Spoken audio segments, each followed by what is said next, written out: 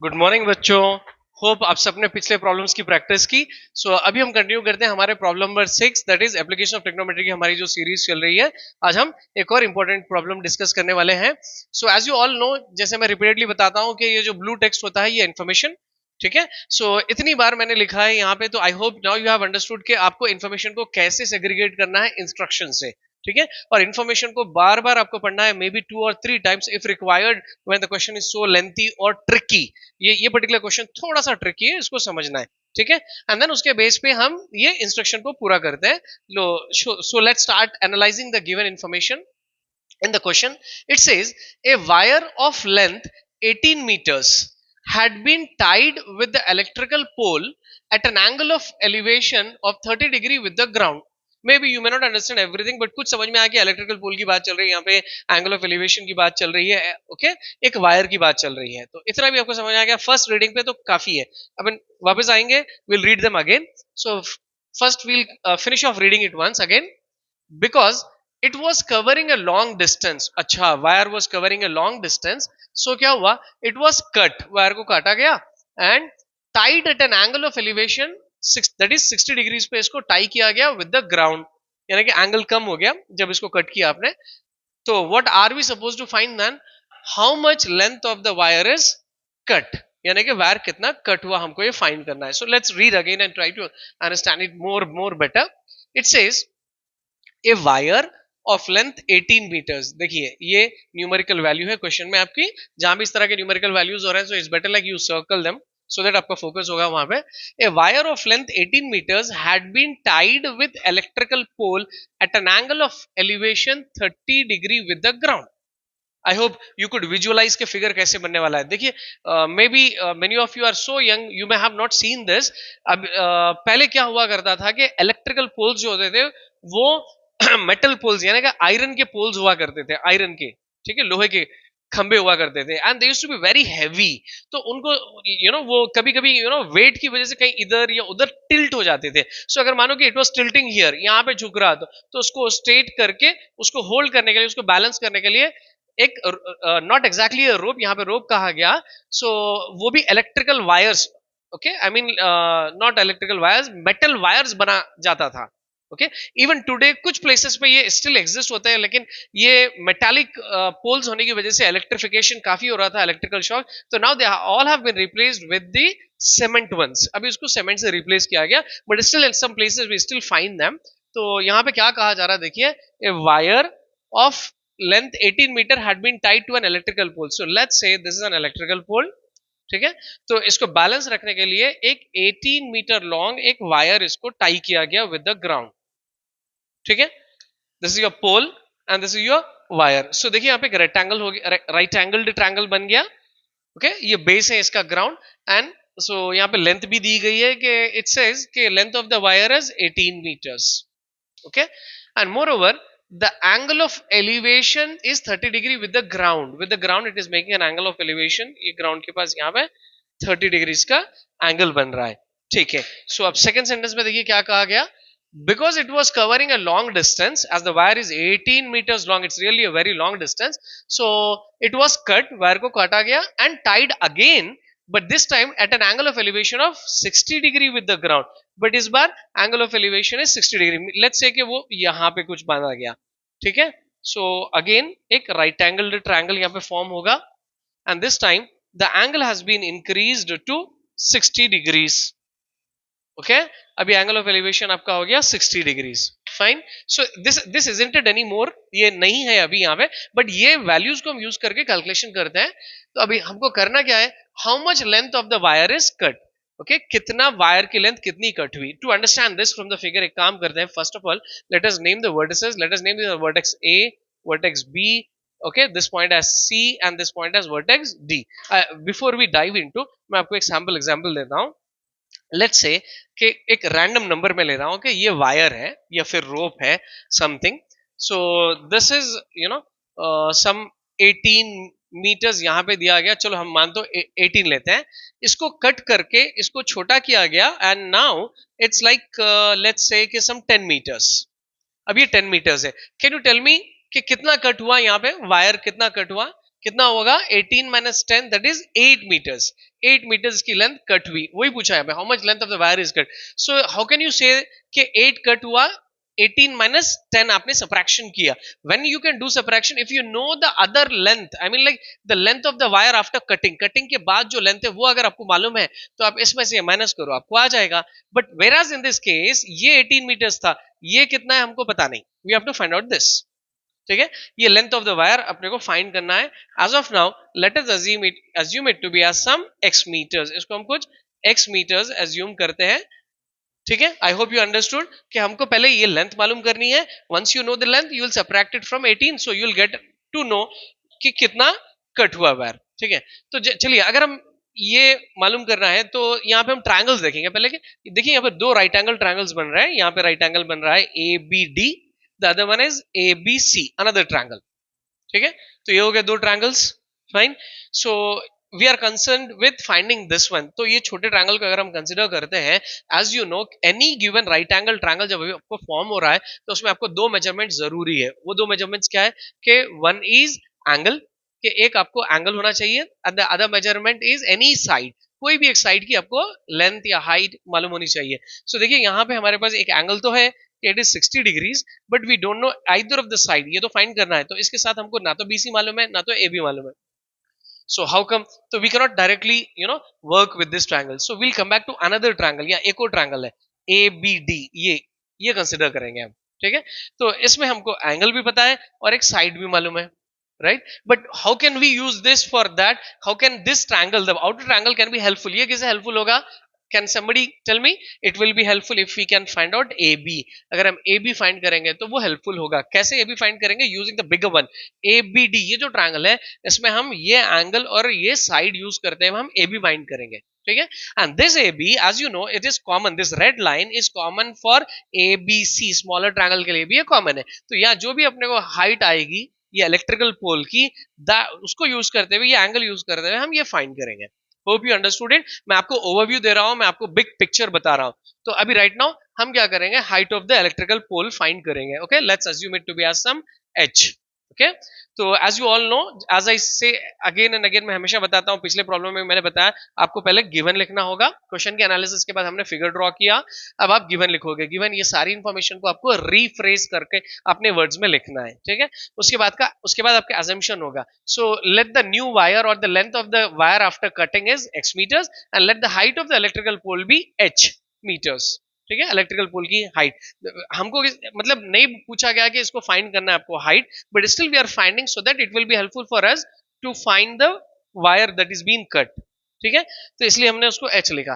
तो चलो हम स्टार्ट करते हैं फ्रॉम दिस ट्रायंगल ये ट्रायंगल से हम स्टार्ट करते हैं सो यहाँ पे हम लिखेंगे from the right angle triangle we know that कि अच्छा ये बताइए do you think are we going to use stand this time कि सो फार अभी तक हम last except the first question जो ट्री वाला था उसके बाद सारे क्वेश्चंस में हम लोग टैन रेशियो लेते गए क्या यहाँ पे टैन होगी नहीं टैन रेशियो यूज नहीं होगी वो कैसे ये देखिए with respect to this angle ये साइड ओके हम बिगर ट्रायंगल कंसीडर कर रहे हैं पहले with respect to this angle ये साइड बनेगा आपको अपोजिट ठीक है on the known side the side that you know is hypotenuse we are no way concerned with the base so opposite और hypotenuse कौन सी रेशियो बनती है अपोजिट और hypotenuse की रेशियो बनती है साइन तो हम लोग यहाँ पे साइन लेंगे तो आपको लिखना पड़ेगा from the right angled triangle ABD the outer the bigger triangle ABD we know that okay I'm writing in short आपको पूरा लिखना है what do we know that sin theta the ratio is opposite by hypotenuse ठीक है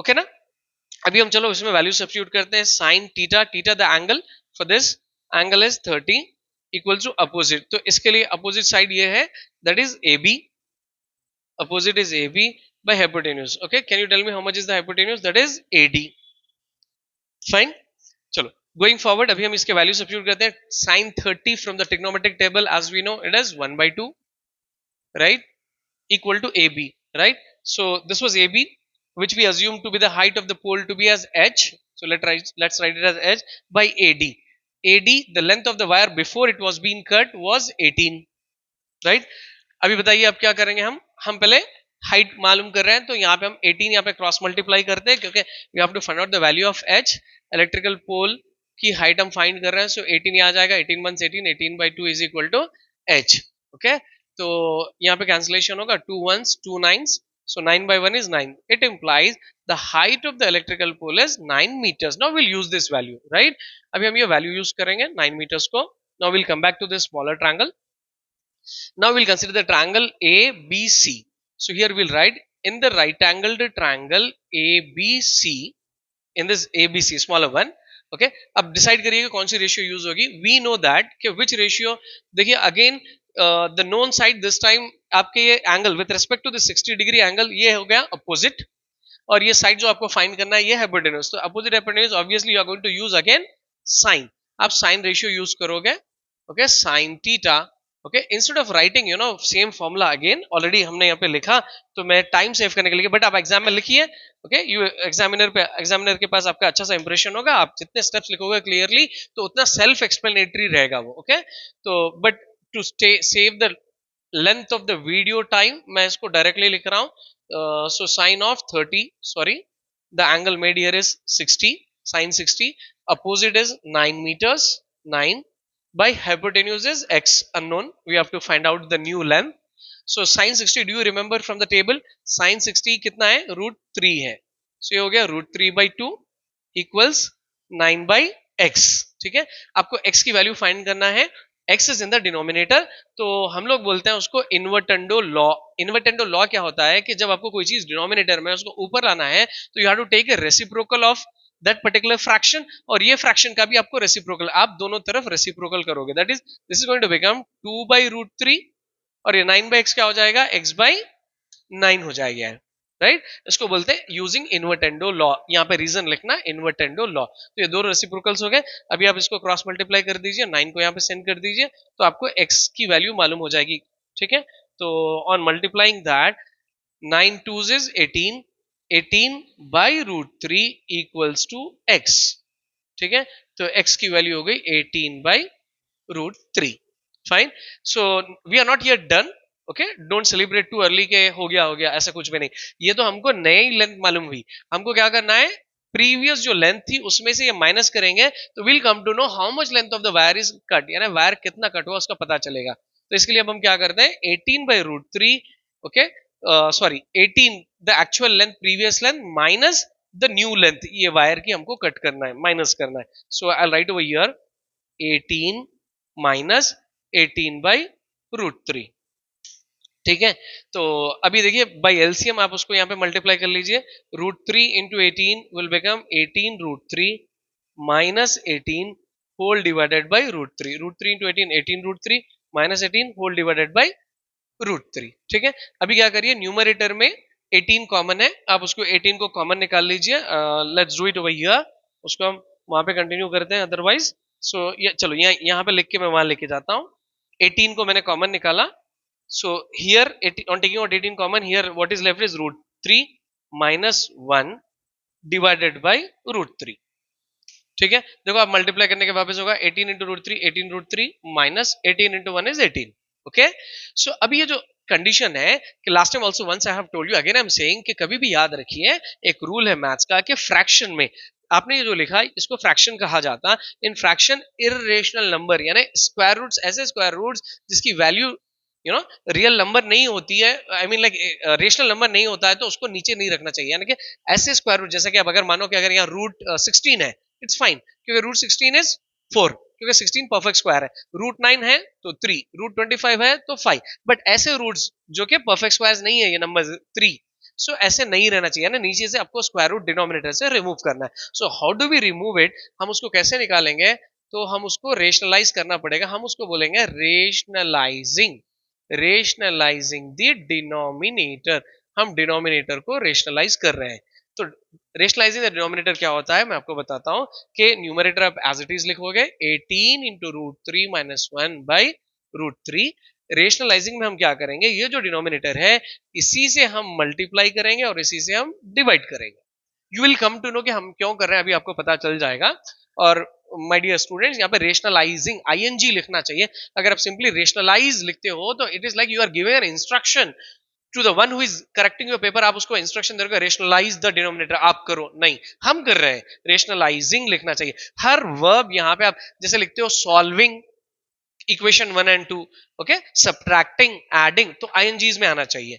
चलिए अब हम देखते हैं कि मल्टीप्लाई करने पे क्या होगा।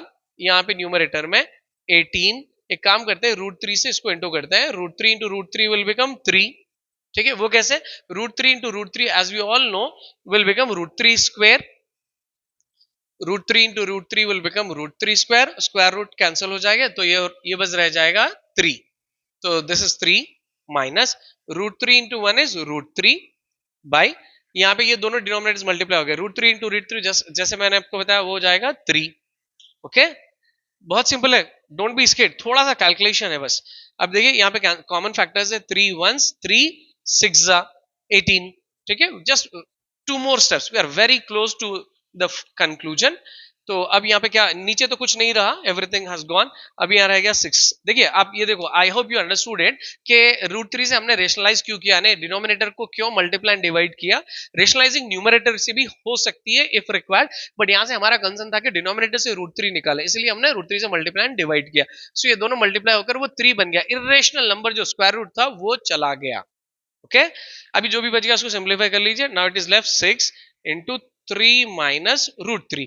You remember what is the value of √3, आपको मालूम है √3 की वैल्यू कितनी होती है, ओके। स्क्वायर √3 लास्ट प्रॉब्लम में मैंने बताया था 1.732, वो यहाँ पे सब्स्टिट्यूट करके सिंप्लीफाई करिए।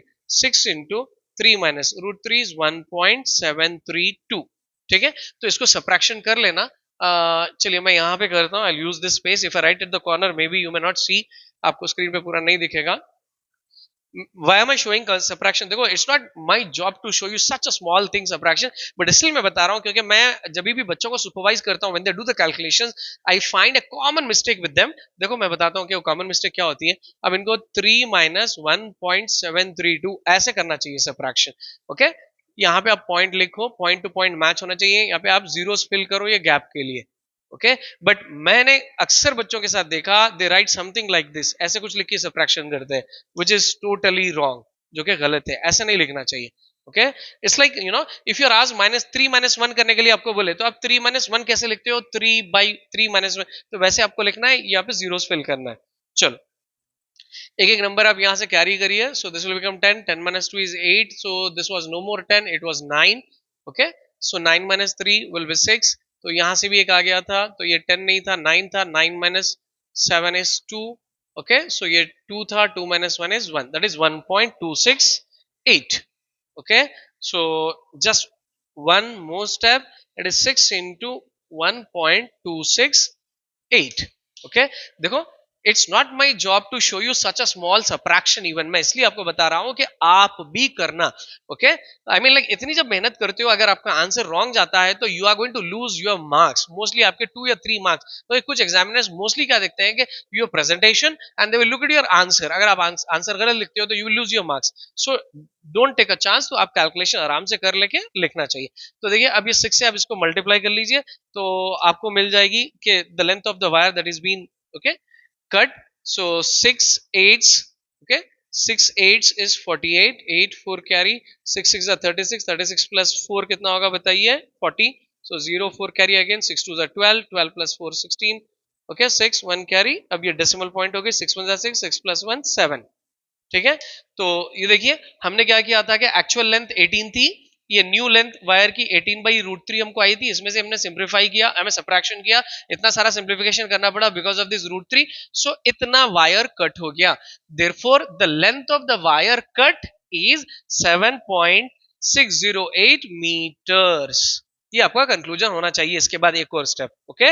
Hope you all understood it, so please practise it. Will meet in the next video with question number 7, that is मैं आपको बहुत important exam point of view important questions करा रहा हूं, तो इसको आप प्रैक्टिस करना, बिल्कुल प्रैक्टिस करना चाहिए, ठीक है। चलो हैव अ नाइस डे।